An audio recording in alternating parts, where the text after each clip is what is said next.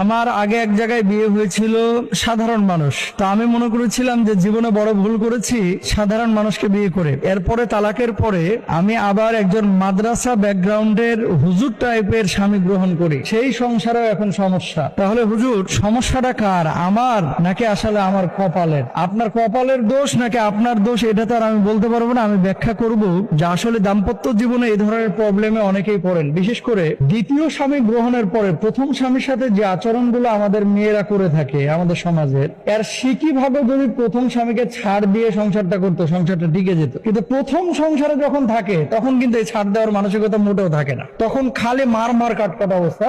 Chairman সাহেবের মেয়ে আমি, আমার পেছনে গোটা এলাকার মানুষ ঘোরাফেরা করতো, আর এখন তোমার সাথে বিয়ে করে আমি ফাঁসে গেছি, এমন কথা বলে থাকে। সংসারটা টিকলো না, তালাক হয়ে গেল। এরপরে বিশ্বাস করেন, দ্বিতীয় বিয়েটা যখন হয়, যেই মেয়ে প্রথম স্বামীর ঘরে তরকারিতে একটু লবণ মানে বেশি হলে কম হলে রেগে যেত, জামাই রাত্রেবেলায় কিছু না নিয়ে আসলে রেগে যেত, যেই জামাই মনে করেন 50,000 টাকা কামাইতো, এই জন্য তার মানসিকতা এখানে স্থির হইতো না, আমার ফিউচার কি, এরকম কথাবার্তা।